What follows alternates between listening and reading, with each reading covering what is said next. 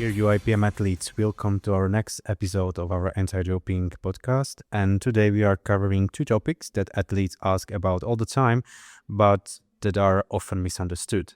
First, we will focus on therapeutic use exemptions or TUEs, and second, longevity and the anti-aging molecule trend and why that's becoming relevant for sport. Fortunately, I'm not here alone, and I'm aging with my colleague Christian. Christian, welcome. How many years are we aging together? 5? 5 or 6? 6? The time went by so quickly. So we are like matured cheddar of wine. Okay, so let's keep this practical, and we'll also try to explain the science behind these topics. So let's start with TUE. What is therapeutic use exemption? Well, it's an exemption to use prohibited substance in sport. Or method. So if our athletes are sick or ill and they do have a medical condition to treat, then they can apply for therapeutic use exemption if they have to use prohibited substances or methods. Sometimes athletes perceive TUEs as just a statement that, hello, I'm Thomas, I'm pentathlete, and I'm using this medication. So Yeah, yes, and I want to let you know. And this is the prescription by my physician, and yeah, that's it. And we know it's not that simple. It is not. It's not. But we still want the TUE process to be perceived as a fair process for our athletes to be able to take medication when their health status needs that. So do you think the TUEs are sometimes controversial? They can be, but I think that's mainly because of the media. Those that are involved in anti-doping or sport at higher level, I would say, they know exactly how this process is very controlled and very precise. I remember some statements like TUEs is something which allows athletes to dope, to take doping substances, but legally. There have been some leaks in the past, especially of top athletes, and that was leaked by the Russian hackers group called Fancy Bears, if I remember correctly. It was in 2016, and they've leaked TUEs of certain top-level athletes, and then the the outcome or the reaction of the media and the general public was very skeptical about the TUE process, but many other athletes that didn't have TUEs at the time stood for the other athletes that, yeah, this is a thing that happens. We can be ill, we can be sick, but we know how this process works, and it is very precise, very controlled, and we believe that the other athletes that do have TUEs are not cheating. However, in some instances or in some cases, it backfired to the athletes. For example, one cyclist had huge problems with the British Parliament, and he was former world champion as well as Olympic champion, and he was investigated for doping with triamcinolone, which in fact he had TUE for, and the whole investigation was concluded that there's not enough evidence that he doped and I would say corrupted this process.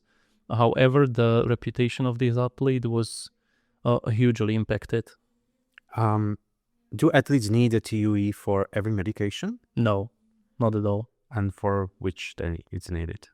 For example, common medications are insulins.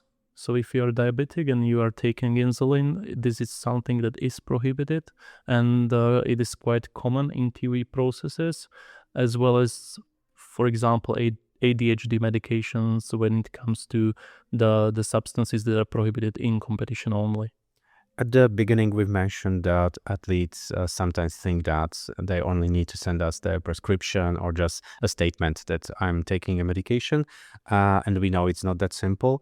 And even we have some criteria for TUE, which must be met to grant a TUE. So first thing is that athlete has a clearly diagnosed medical condition, which requires treatment. And that without treatment, the athlete's health would be significantly impaired. the prohibited substance does not produce significant performance enhancement. I think this is like the crucial one we really need to establish, and there is no reasonable permitted alternative. So what do you think about those? And the last criteria is that the need for using this prohibited substance is not the outcome of the prior use of the prohibited substances. For example, if bodybuilder was using testosterone to improve their performance, and then the natural production of testosterone reduces, they in some cases have to use testosterone, but they wouldn't get TUE for that because previously they abused testosterone for performance enhancement. We mentioned a lot of conditions, but who is actually responsible for granting a decision? You know what? Anti-doping organizations have TUE committees, so committees that are evaluating TUE applications, and those are mainly consisting of, or exclusively consisting of, physicians, and there has to be at least three physicians that are evaluating each of the TUEs. Yeah, because sometimes athletes have a misconception that it's only about international federation, which is like the boss and can decide on everything. But in this case, the independent TUE committee is crucial, I would say. So your international federation has a responsible person that works as an administrator. So your first contact with the TUE application would be through your international federation and the responsible person. And their job is to make sure that your TUE application is complete. But once the TUE application is actually complete, it is forwarded to the TUE committee that decides, and they have 30 days to decide. So think in advance. From your practice, what are the typical mistakes you see? My typical mistakes that I've seen were not having enough evidence when it comes to medical documentation. Sometimes the athletes think that the prescription is enough or the outcome of the last doctor's visit is enough, but they do have to have the whole medical documentation since diagnosing the condition. Sometimes it doesn't have to be the whole medical documentation. For example, if the athlete is, 20 and he or she was diagnosed with diabetes when he or she were 8 years old, what we have to have is the initial screening of the diabetes, then the first line of medications, then the second line of medication if this changes throughout the years, and then probably the last doctor's visit or the last few doctor's visits. To be honest, athletes are not doctors. How they can establish if a medication requires a TUE or not? They are traveling all around the world. They can come into different medications. Is there any system they can use? Well, luckily, we do have certain databases. For example, at the website Global DRO, you can find many databases that are specific to countries that the athletes might come from or they might travel to. And in these databases, they can check the anti-doping status of their medicines, and then they can evaluate if they need or doesn't need TUE. But the other good source of information is the responsible person for TUEs in their international federation. So if you are in doubt, do not hesitate to contact this person, and then you will get the latest information. It's definitely always better to ask if you are not certain. Sometimes athletes just read a statement about retroactive TUE that they can apply retroactively. But we know that they just can't do it anytime. We have some circumstances which are called specific circumstances. For example, emergency treatment, hospitalization, urgent situations where applying in advance is just not possible because the health of our athletes is at first place.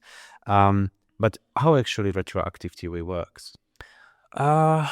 It depends. So the easier route is, for example, if there was acute need for the medication and then the athlete has a clear way or a clear basis for applying for a retroactive TUE, So he or she has already taken the substance, and then the TUE process starts. But in some certain situations, if the athlete didn't do it in advance, he or she might have possibility to apply for a TUE, but these situations are often very bureaucratic and very complicated, I would say, because the International Federation is not the only stakeholder that decides, but also the World Anti-Doping Agency has to finally decide if this TUE is applied or not.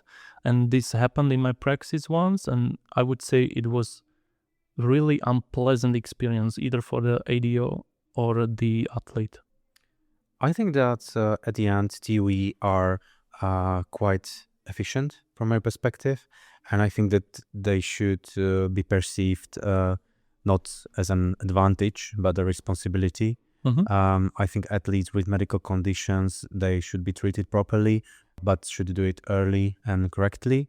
And when they are in doubt, just ask your anti-doping organization or international federation to be 100%. Yeah, definitely do that. And you have two possibilities with TUEs. So the first possibility is to apply for a TUE at your national level throughout your national anti-doping organization. But I would say these TUEs are only valid at the national level, and they have to be recognized by the International Federation, and they mostly apply to the national level athletes. And then if you are international level athlete, which are athletes in this International Federation, those that are either in the registered testing pool of the International Federation, or if they are competing at the A-level category events, which would be your world championships or world cups. Sometimes granting a TUE can be quite a long process, as longevity as well, which is our next topic. So I think a lot of people have some ideas what longevity actually is, but what is it from like scientific perspective? It would be desire to live longer and live longer and healthy as well. So it's not live forever? Not really. You have two things that you have to consider, and that is quality and quantity of life. And oftentimes you come across two different definitions, that there's health span and lifespan. So lifespan is the quantity and health span is quality. And then you have this longevity term that is above both of these. Why is it suddenly such a relevant topic, not only in sport, but I think in general? I would say that it was always a topic, but in the recent years, a lot of science communicators propagated some latest research that was including longevity molecules that we will talk about, and they made it a popular theme. I think it's sometimes something like gray zone, because supplements that sound like scientific, that can really improve your longevity, and sometimes even off-label drug use can help you. So we will discuss this in detail. So if we can just quickly look through some molecules which can help you with your health span, I would say. Probably the first substances would be NAD boosters. So what's their purpose?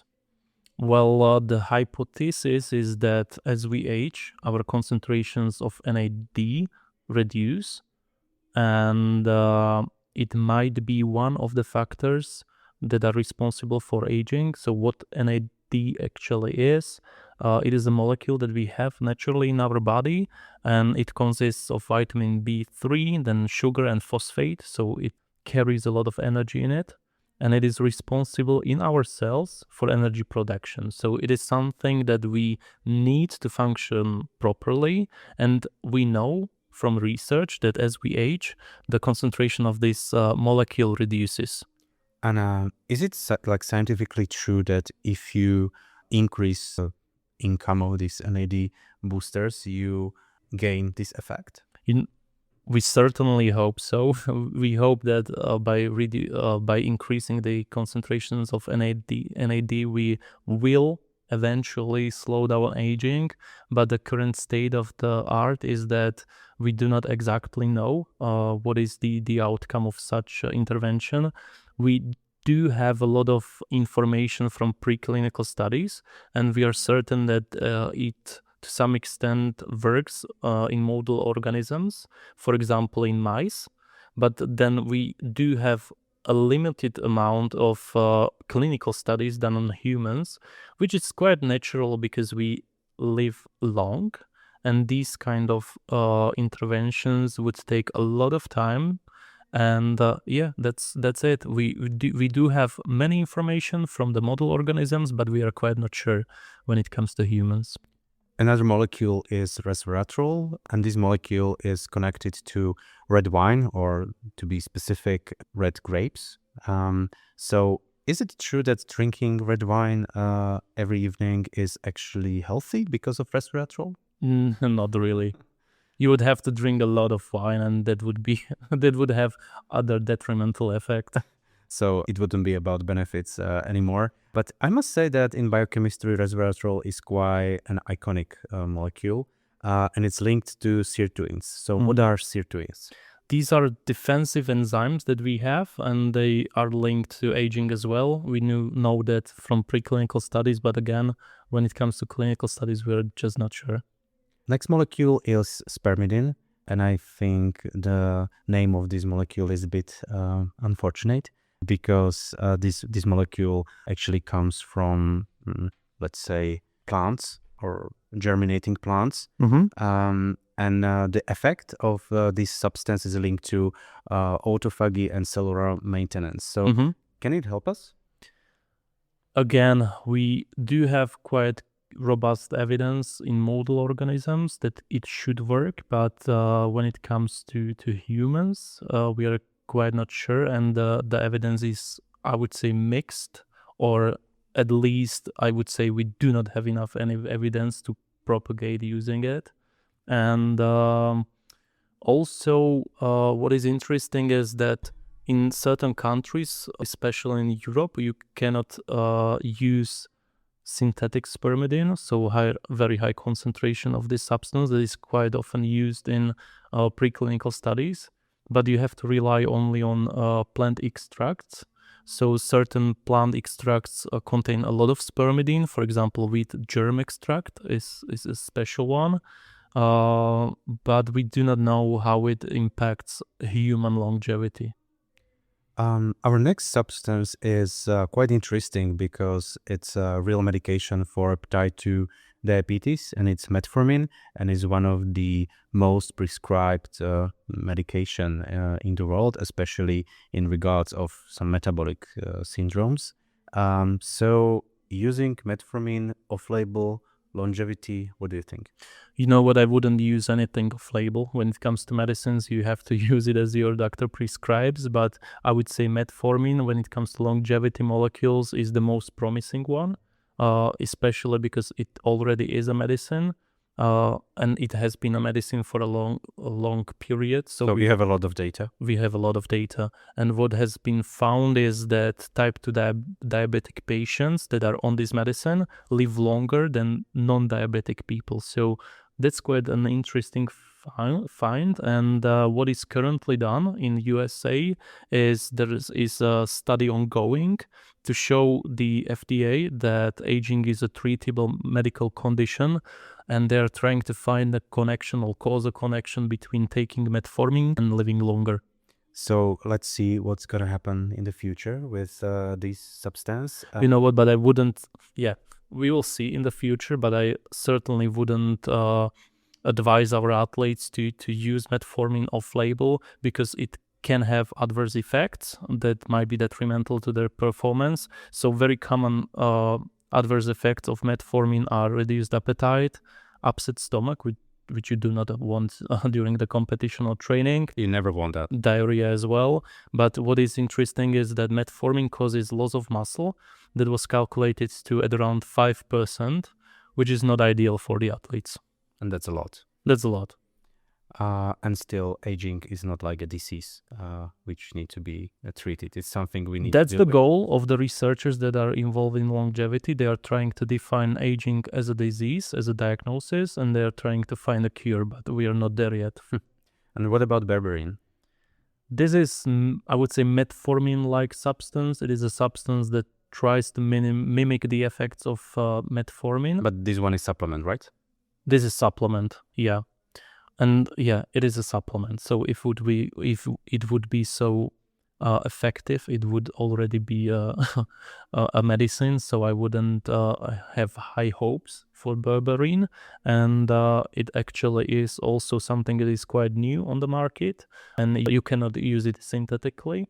So you cannot use like very high percentage extracts of berberine. You have to rely on plant extracts, and a certain plant extract that contains berberine is Indian berry root. The last substance we are going to talk about is rapamycin. And when we focus on scientific studies, it has the strongest lifespan extender in animal models, which is quite interesting. But on the other hand, this substance is an immunosuppressive drug with real risk. So what do you think about rapamycin and its potential? Wow, I was quite surprised when somebody told me that this is used in longevity medicine, because rapamycin is such a serious medicine. It has really narrow therapeutic index, so that is a term that is used to define what concentration is, or what range of concentrations are therapeutic and which are toxic. And I would say with rapamycin it is a very narrow range, and then it also has very poor safety profile. What it does is it reduces the ability of immune system to combat infections. So all kinds of infections can occur. There's also high levels of cholesterols while taking rapamycin, as well as high concentrations of glucose. And some even patients that are taking this substance are diabetic as a result of taking this medicine, and they also can develop anemia. I would say this rapamycin is very important in certain indications and is used in medicine, especially as an immunosuppressant, which is used to prevent organ rejection after kidney transplantation. But I would certainly not use it for longevity purposes in low doses. We've talked about 6 potential substances which can be pursued as substances which can improve your longevity. But to sum up, I would say that nowadays we just can't recommend any of these substances, but we can definitely recommend some biohacking advices. So what would they be?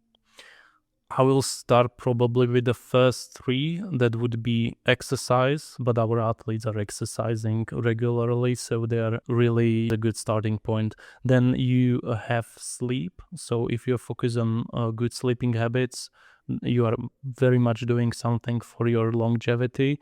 And the third one would be a healthy diet. And one interesting biohack advice is also about society and having friends and having social connections. I don't mean Instagram or Facebook, but real people, real face-to-face real connections. face-to-face. And sometimes we just forget how people interactions can actually help us to even live longer. They can help us immensely, I would say that. And then you have stress. Chronic stress is not good for you. And then the last one would be viewing sunlight. So in the morning, if you have a chance to walk a little bit for 5 to 10 minutes and view the sunlight, not directly staring at the sun, which is not ideal and I wouldn't recommend it, but it would help you to increase cortisol in the morning and to help set your circadian clock. So a good thing for your sleep as well, and it starts in the morning. So thank you, Christian, for these advices, and I believe that we kind of hacked the longevity topics. Thank you for listening, and looking forward to another episodes. Until the next time. Bye, guys.